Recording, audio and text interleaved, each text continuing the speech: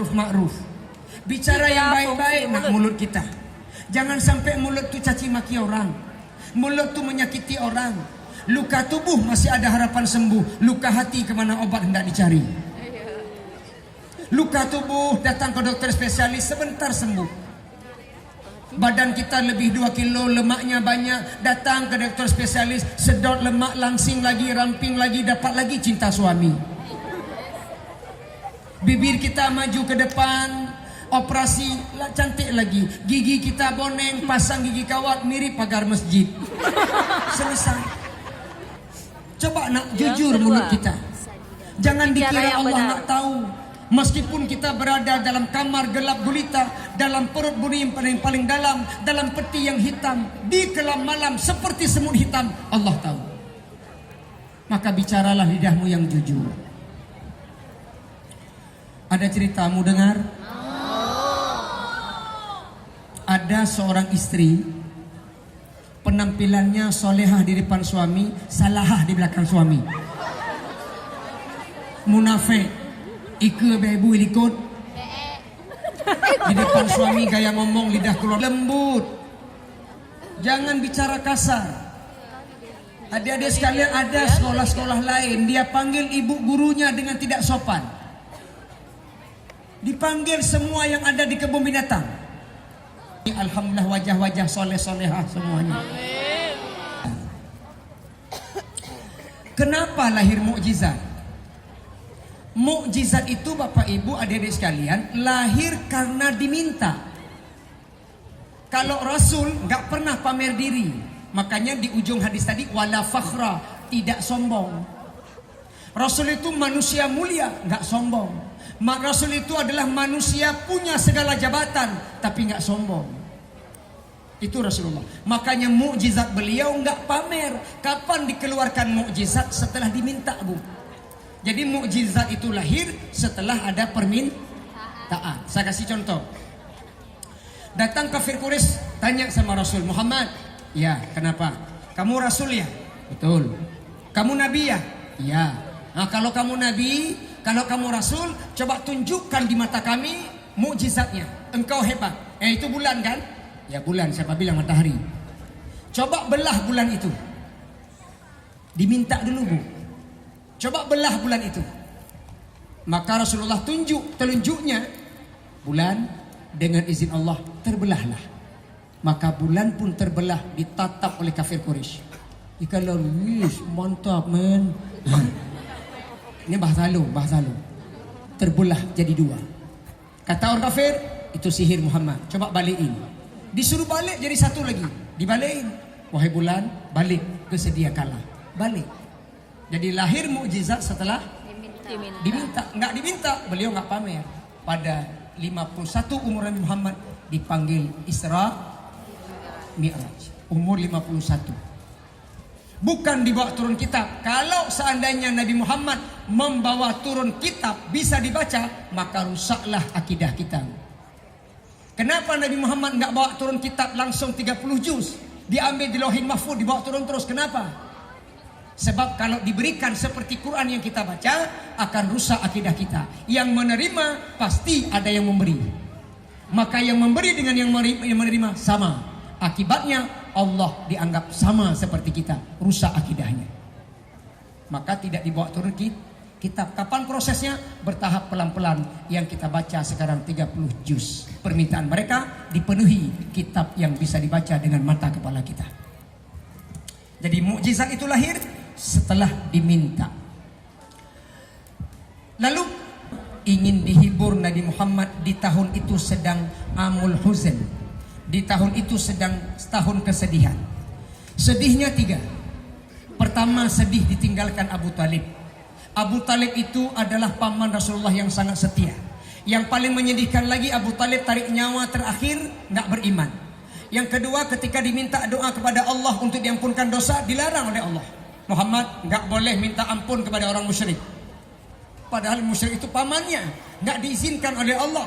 Lalu ketika mau meninggal diantarkan dengan kalimat syahadat, dilarang sama Abu Jahal, Abu Lahab. Kata Abu Jahal, Abu Talib, apa engkau rela meninggalkan agama nenek moyangmu, ikut agama Muhammad?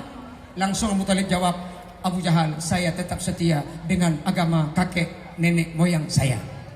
Akhirnya Abu Talib tidak beriman. Ini sedih Nabi. Sedih yang kedua, meninggal istri tercinta namanya Siti Khadijah. Coba tengok ibu-ibu sekalian. Ketika menikah dengan Siti Khadijah umur Nabi 25. Umur Khadijah 40. Meninggal dunia umur Nabi 65.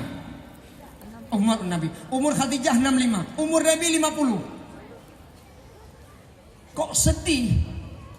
Kalau Ustadz Umar, saya lihat tengok istri cantik, udah mandi, udah pakai make up, udah pakai baju luar biasa cantik wanginya, langsung keluar kata-kata, "Mama mantap kali, cantik kali Mama hari ini." Begitu juga Bapak Ibu, Bapak-bapak sekalian. Kalau tengok masakan istri enak, puji. Begitu kita puji, senang dia. "Mama enak kali masakannya ya Allah." "Du ayah." Kata istri, "Ideh du untuk gerak." "Wahai pipi yang kemerah." Itu pujian itu. Ada lagi yang mengatakan Rasulullah panggil istrinya Aish. Aisyah dipanggil Aish, disingkat. Boleh. Istri saya namanya Ferlia, saya singkat Lia. Ibu siapa namanya dipanggil suami? Ramlah, disingkat Dek Ram. Quality time. Apa artinya? Waktu yang berkualitas sesama pasangan kita. Ayah, ibu di rumah bersama, anak bangga tengoknya. Kalau ada orang tua yang di rumah suami istrinya pakai masker, jaga jarak, maka anak akan mendorong, "Ayah, mama pergilah jalan malam minggu, biar kami tinggal di rumah aja." Kenapa dilihat mamanya kepingin begitu? Quality time. Yang touch, physical. Apa itu? Sentuhan fisik. Sentuhan fisik. Rasulullah ketika keluar rumah, dia kecup kening istrinya. Aisyah dikecup kening istrinya. Itu namanya sentuhan fisik. Adik, ayah mau berangkat kerja, sentuhan fisik. Apa itu? Cium tangan ayah, cium tangan mama. Itu namanya sentuhan fisik. Ibu, suami berangkat kerja, cium tangannya, sentuhan fisik. Coba, ada ibu? Alhamdulillah. Pemberian hadiah. Yang kelima, action of service. Tindakan melayani. Tindakan melayani. Di rumah saling membantu. Nah, kalau seperti itu bahasa cinta dalam rumah, salah satu meninggalkan kita, pasti air mata nggak tahan, pasti menangis. Begitulah Rasulullah dengan Siti Khadijah. Meninggal Siti Khadijah, air mata Rasulullah tak terbendung, sedih. Kesedihan yang ketiga, ketika berangkat dakwah ke Taif, berharap di Taif diterima dakwahnya, tapi malah dilempar dengan batu dan kayu, kotoran onta, berdarah-darah Rasulullah. Sedih. Melihat kesedihan Nabi Muhammad, maka dibawalah jalan-jalan untuk menghibur dan meyakinkan Rasulullah tentang kekuasaan Allah Subhanahu wa taala. Jadi setiap kita adik-adik sekalian di dunia ini ladang musibah. Dunia ini ladang capek memang. Nggak ada pekerjaan di dunia ini yang nggak capek. Makanya kadang-kadang di tengah kelelahan kita, di tengah ketidakenaan kita, di tengah musibah kita, perlu sekali-kali healing. Apa? Healing itulah hiburan. Nah, cuma kadang-kadang kita salah healing. Capek-capek akhir tahun, healingnya kemana? Ke laut. Ujungnya hilang. Akibat healing hilang. Tak ada laut. Ada yang ahli maksiat, ada yang pemakan riba, ada yang tukang zina, ada yang tukang selingkuh, ada yang makan harta anak yatim. Itu diperlihatkan nostalgia model-model manusia di dunia ini. Itu model corak ragam manusia diperlihatkan dari Masjidil Haram ke Masjidil Aqsa. Lalu baru naik ke langit, 7 lapis langit. Langit pertama jumpa dengan Nabi apa? Adam. Kenapa Nabi Adam? Biar manusia sadar dari tanah dia datang kembali kepada tanah, maka Adam duluan.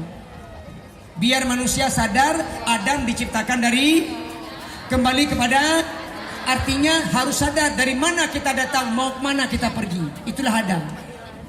Makanya jangan sombong, jangan merasa saya anak tentara, anak polisi, anak orang kaya, anak pejabat. Kita ini tanah semua. Artis tanah, Ustadz Umar tanah, yang dengar ini semuanya tanah. Saya sedang berceramah di depan tanah.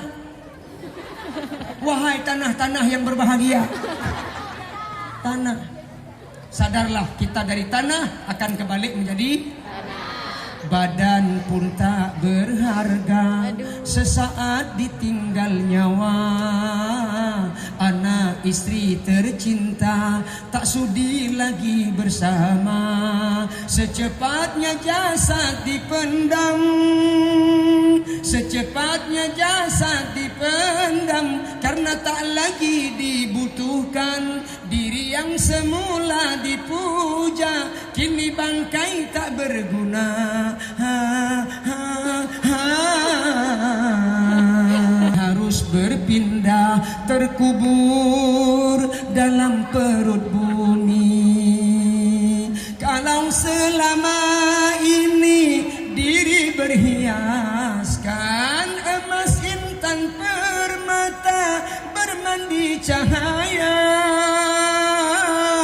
tetapi kali ini di dalam kuburan gelap pekat mencekam tanpa seorang teman. Terputus abah tuh Yahya Nabi Isa. Siapa mereka? Anak muda yang berkorban semangatnya untuk Allah. Nabi Yahya meninggal di usia muda, Nabi Isa meninggal ditarik ke langit, diangkat ke langit di usia muda. Artinya anak muda berkorban untuk agama. Kalian yang muda-muda ambil pelajaran Nabi Yahya, Nabi Isa. Manfaatkan masa muda untuk ibadah, manfaatkan masa muda untuk menuntut ilmu, manfaatkan masa muda untuk berjuang untuk agama Allah. Lagi muda sempurna, kalau sudah tua tidak sempurna lagi. Gigi sabar, ganteng sabar. Yusuf dilempar ke sumur, dia diselamatkan oleh orang Mesir, dibawa ke Mesir, dituduh lagi berzina, berselingkuh dengan Zulaikha istri Khirfiz, dimasukkan dalam penjara bertahun-tahun, dikeluarkan dari penjara jadi pemimpin. Maka kalau ingin sukses, sabar, sabar ibadah, sabar menuntut ilmu, sabar berbuat baik, itu kalau ingin sukses. Modalnya sabar. Jumpa dengan Nabi Idris. Siapa Nabi Idris? Filosof pertama di dunia. Nabi Idris itu pemikir. Banyak penemuan-penemuan beliau untuk kemaslahatan umat. Salah satu penemu beliau yang kita pakai sekarang, apa itu? Sandal atau sepatu. Sepatu, sandal, penemu pertama Nabi Idris alaihissalam. Jumpa dengan Nabi Harun. Siapa Nabi Harun? Ahli retorika. Nabi Harun pandai berbicara. Ketika Allah perintahkan Musa untuk mendakwahkan Fir'aun, dipanggil Nabi Harun untuk kawan. Nabi Musa cadel. Nabi Musa nggak bisa ngomong karena lidahnya terbakar di waktu kecil makan api di depan Fir'aun.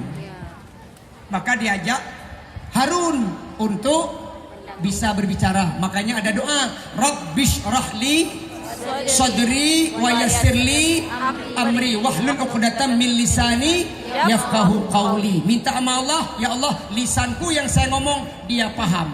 Fir'aun mengerti apa yang dibicarakan oleh Musa melalui Harun. Maka adik-adik sekalian, fasih itu perlu.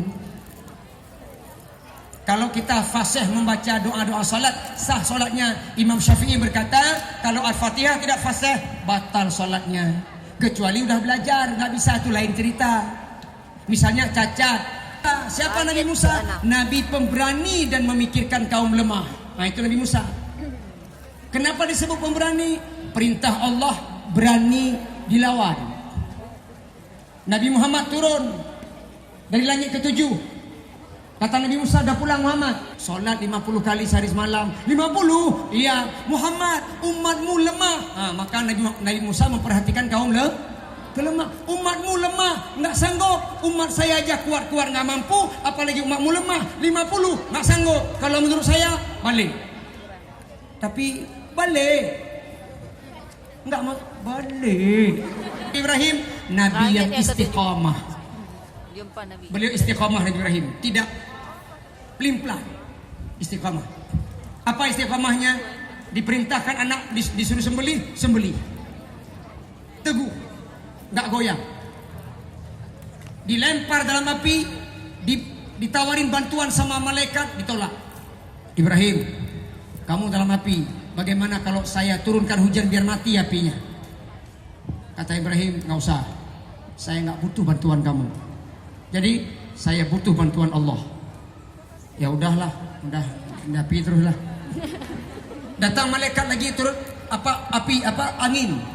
Ibrahim, saya hembus api biar mati boleh? Nggak usah, saya nggak butuh. Saya tunggu bantuan Allah. Saya tunggu pertolongan Allah. Ya udah, nggak lama turun bantuan Allah. Apa turunnya? Ya naru kuni bardan wasalaman ala Ibrahim. Wahai api, dingin dan selamatkan Ibrahim. Duduk Nabi Ibrahim dalam api, terasa dalam salju. Tidak panas. Mati apinya, beliau keluar. Karena istiqamahlah beliau selamat. Maka